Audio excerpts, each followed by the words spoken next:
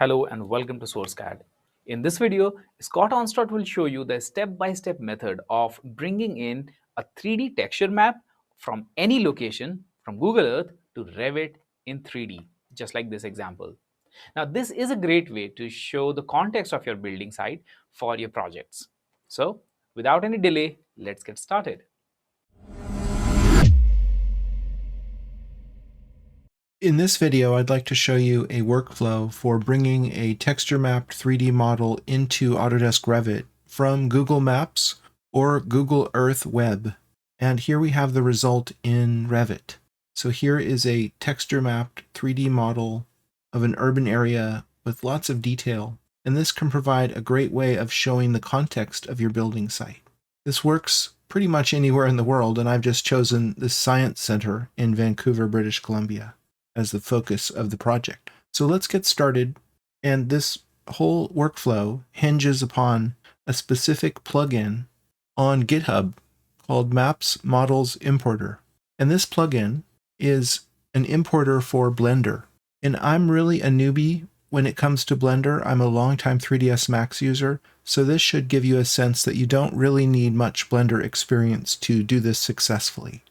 So right here it says installation, download a release. So I'll click on this, and this tells me about the current version of this plugin, which is version 0.7.0. And it has very specific requirements that we have to use. So first of all, it only works on Windows, which shouldn't be a problem because Revit only works on Windows. We need Blender 4.1, which is not the current version of Blender, and we need RenderDoc 1.31. Again, not the current version. And we need Google Chrome or Microsoft Edge. I'll be using Google Chrome.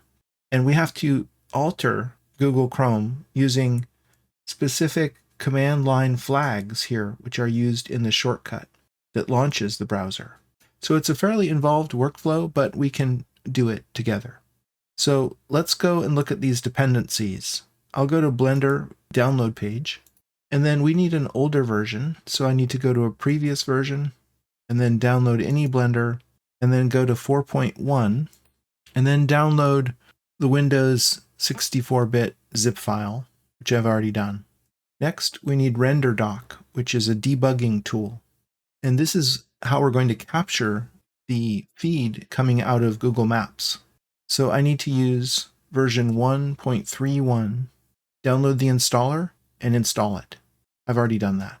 And then we need Google Chrome, which I already have. And we need to put this as the shortcut. So what I'm going to do is put the cursor in this field here and press Control-A to, actually I can't do it that way. I guess I have to just highlight this whole thing and then copy that to the clipboard. I'll go to a text editor. I have Notepad open. I'll paste this in. And so I wanted to know, what does this actually do? So I asked ChatGPT about that. And you can see here that what this does is it launches a command prompt and it changes an environment variable that's necessary for RenderDoc.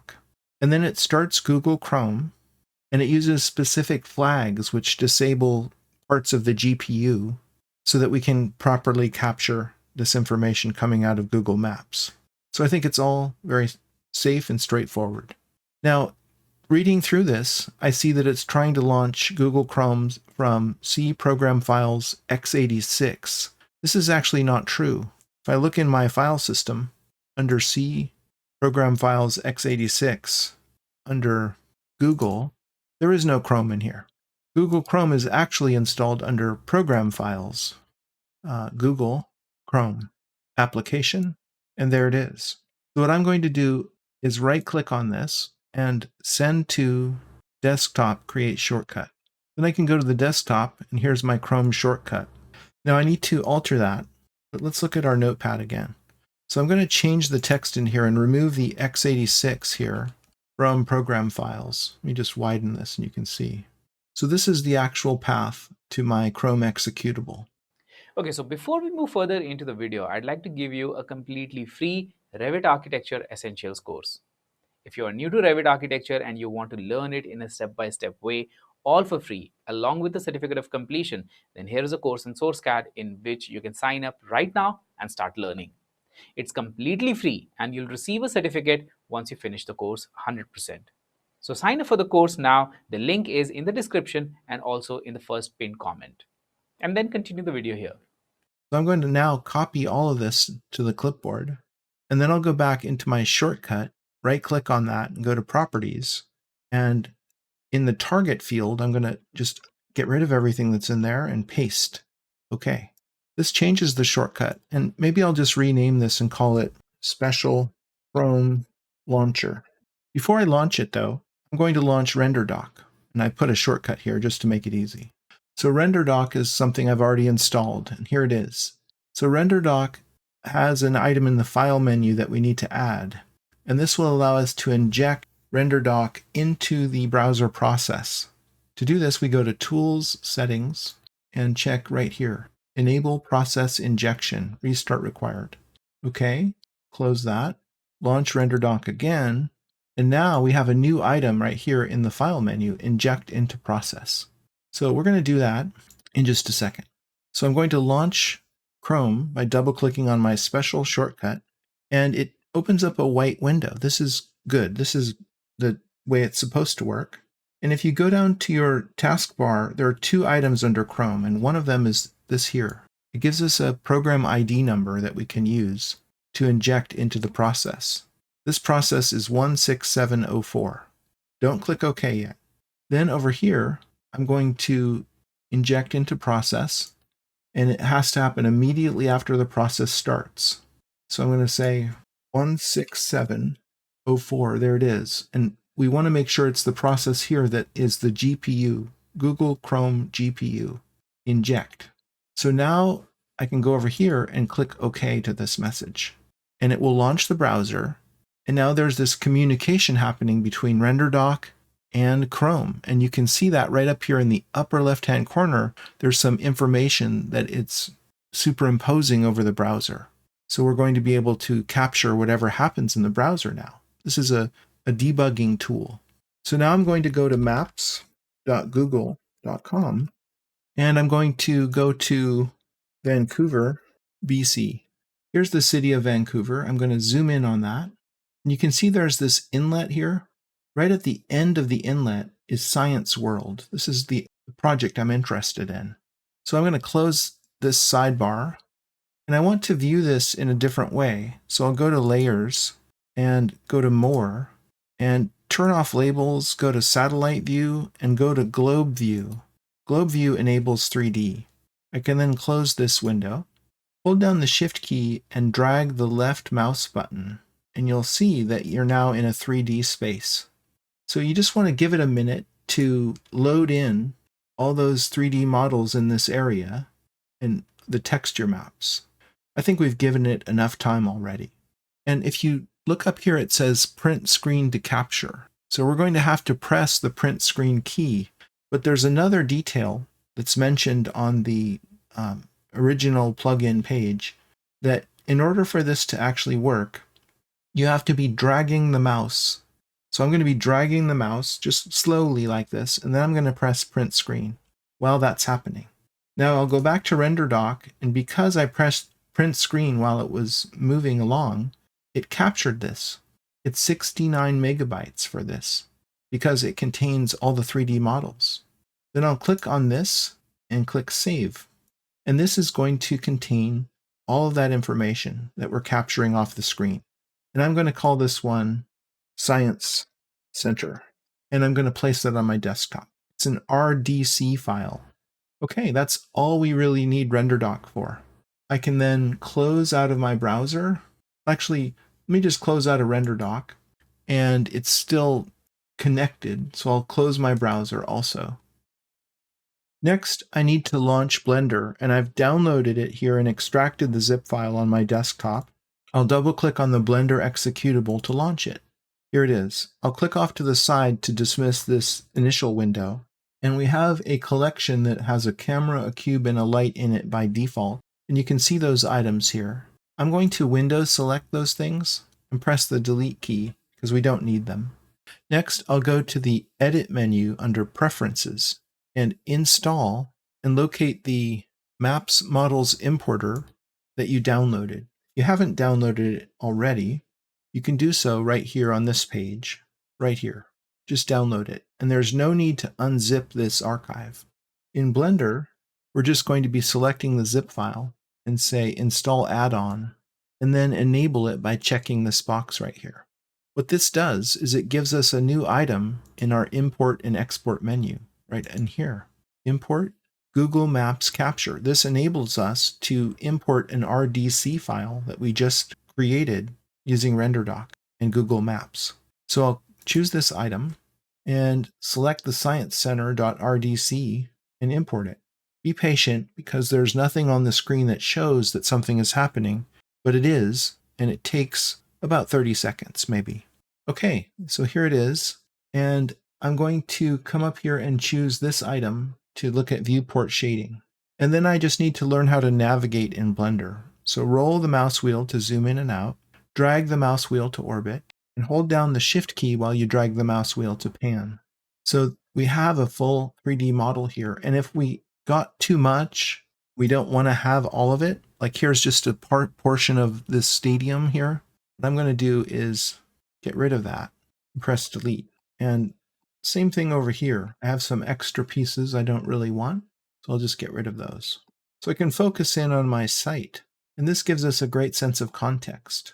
All right, now we need to export this into a format that Revit will understand. And for that, I'm going to export it as a Wavefront OBJ file.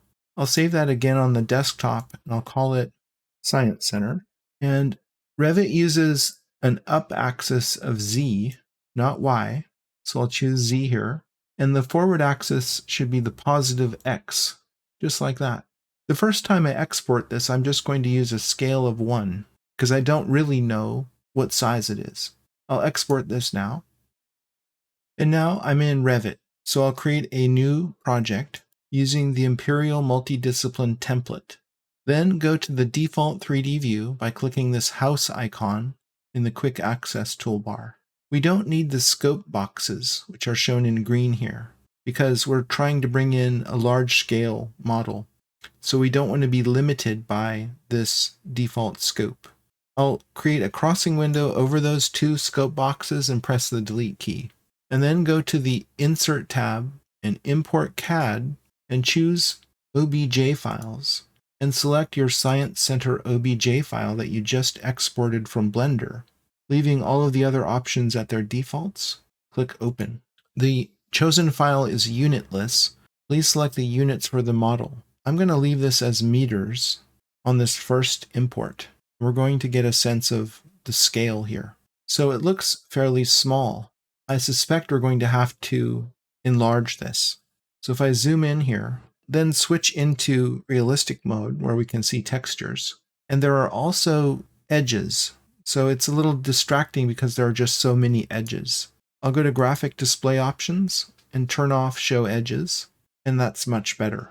Now, if I bring the cursor over this model, it all highlights, which I find distracting. So what I'm going to do is select that and then pin the model so that it can't be moved. And then I need to make sure down here that I cannot select pinned elements. Make sure there's a little X, a red X on the pin here.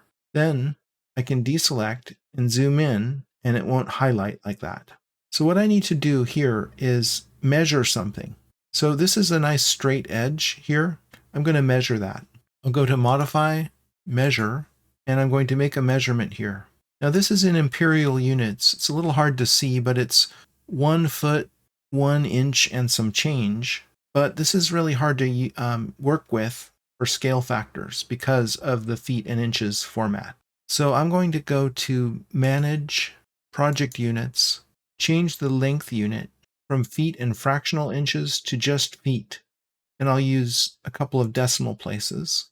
That will make it easier when I measure. So this edge, I'm going to say it looks to me like it's about 1.14. Okay, 1.14 units. I now need to go back into the maps and figure out how much this is really supposed to be. So I'll go back to the science world here, and I'll go into satellite mode. I don't really need to be in 3D mode, so I'll turn off globe view and I'll turn off labels. And I'd like to make a measurement here of this same feature. So I'm going to right click and say measure distance. There's a dot here. I can drag this dot and then click another point and it will measure that. So down here on the little pop-up, it tells me that the distance in feet and in meters. So because I'm using feet in Revit, it's more convenient to use this number right here. So this is 119.4 in the real world. So I have a calculator here and I'm going to say 119.4 in the real world. And then in Revit, I believe that measured as 1.14 feet. So I'll divide 1.14. I'm dividing 119.4 divided by 1.14, and that's a scale factor of 104.7. Okay, so then I need to go back to Blender and use this scale factor of 104.7 and export a second time. And I'm going to put that scale factor in right here, 104.7. And I'm going to call this one Science Center Scaled. Export, go back to Revit, and I'm going to enable the selection of pinned elements by clicking here. Then I can select my pinned element, unpin it, and delete it, and then insert, import CAD, bring in my scaled model, same meters, just the same as I did before. Whatever I chose before, I'm going to replicate that a second time. And then once it comes in, I'll use the view cube to go into the top view. Again, I'll pin this and deselect pin selection. Then I can come in here and measure this again. I'll go to modify measure, and now this measures about 119 units, which are feet here. And that is correct. That is the real world measure.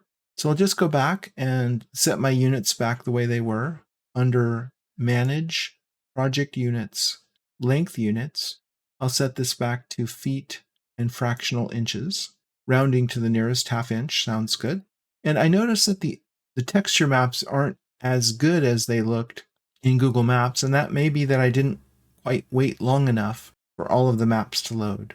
But this should give us a good sense of the site. I'm going to hold down the Shift key and drag the mouse wheel to orbit around. We now have a texture mapped model here in Revit. Suppose we'd like to line this focus, this building, the sphere building, and line it up with our levels in our default project here. So where are those levels? They're hard to see here. I'll go into the front view by clicking here on the view cube, and I'll switch into wireframe mode. Zoom out, zoom in. I don't see them. They probably are just hidden in amongst the geometry, and actually here they are. These are the two levels. So what I'll do is go to the Modify tab, enable pinned selection, select my model, unpin it. You see, we can't scale the model. That's why I went to the lengths of importing this twice. We can't scale it once it's here. We have to get that scale factor right in the import. But we can move the object. So I could say move, and I can move this over. And I can also just drag it. So I can see where those levels are, and I can just kind of line this up so that the base of the sphere is on the level 1. And then I'll go to the top view, and it's pretty hard to figure out where the levels are here because the model is probably covering it up. I think we'll have more luck if we go to level 1 architectural. And this view is crop. I'm going to temporarily choose do not crop view right here. Then I can see the relationship between my levels and the model. So I'm going to move the model down. I'm going to select the model and just drag it, I guess. That would be easiest. Then I can zoom in. Now I can use the arrow keys to nudge the model more slowly so that the Science Center is more or less centered on these levels. And then I'll choose to crop the view again. And then let's go to Graphic Display Options and view this in realistic mode without showing edges. And we get a view of the Science Center here. And of course, we could pin it and deselect pinned elements so that it doesn't show us this blue highlighting every time we move the cursor over. So I'm going to select that and pin it, and then deselect pinned selection right here by clicking on this icon. Now let's take a look in the elevations. I'm going to look in the south elevation, and maybe here I'm just going to adjust the crop region to focus in on the structure in question. And then show this in realistic mode without edges. Excellent. So now we have kind of a template. If we were going to rebuild this in Revit, we would have kind of a sense of it from Google Maps of the volume of this particular object. So there you have it, a whole workflow for bringing models in from Google Maps or Google Earth web version, works just the same, into Revit. And there are a lot of moving parts here, but I think it's something anyone can do if they just follow along. There's an easier way to bring map data into Revit, and that is the raster approach. So here I am in Google Maps, and I've gone in here and I'm not in 3D mode, and I have turned off labels, but it looks to me that there are some labels that show up anyway. These must have been paid by customers. So we can't turn those off, unfortunately, but that's okay. We can still take a screen capture. I'll use the built-in snipping tool, which is part of Windows. I'll click New and drag out a window around the area in question and just save this as a JPEG on the desktop. And then I can go into Revit, and I'm in a level 1 view, and I'll go to Insert, Import Image, and locate that JPEG, and then click a point for it to appear here. And of course, I can resize this, but this is not to scale. You'd have to estimate that based on the size of the object that you can measure in maps. But this is how you would do it. Now, if I went to level 2, that image is not here because images are view specific. If I wanted to bring that image over here, I could by copying it to the clipboard and then choosing paste, and I can choose aligned to selected views, and I'll choose the level 2 architectural floor plan. And then if I go back here, the view is now here as well. If you want an image to appear in 3D, you can't paste it into the 3D view, unfortunately. But there's another way you can do that, and that is with a decal or decal. And that is also here on the Insert tab. So what we do here is we say decal types first. We create one, and we'll call this one Google Maps. And then I need to select the image source and say OK. And then to apply that, I have to apply that to an object. See, if I try to place that, it just says click on a face to place a decal. So you need to actually have a surface already to use for this purpose. So what I could do is create a floor surface, let's say, and I'll use a rectangle and just make a giant floor surface here, accept. And then I can place the decal on this object, and it comes in very small. I can go to modify, click on this, and then resize it. I need to be in a mode here where I can see that. I'll go to realistic mode. And then of course I can resize that. And if it's bigger than the object that you're putting it on, it just crops it. So this is kind of the workaround that you would use to get an image in a 3D view. But as you can appreciate, it's a lot easier than the 3D model approach, but you don't have all of that complexity of the 3D models, which is very useful when you want to show the context of your building site. So that was all about importing a 3D Google Earth texture map into Revit. If you are completely new to Revit architecture and you want to learn it right from scratch for free, then sign up for the Revit Architecture Essentials course using link in the description and also in the pinned comment. After finishing the course, you'll also get a certificate of completion from SourceCAD, which you can mention on your CV or you can add it to your LinkedIn profile. Also, let me know in the comments down below which topic you want to see in the next video. I'll see you soon. Take care.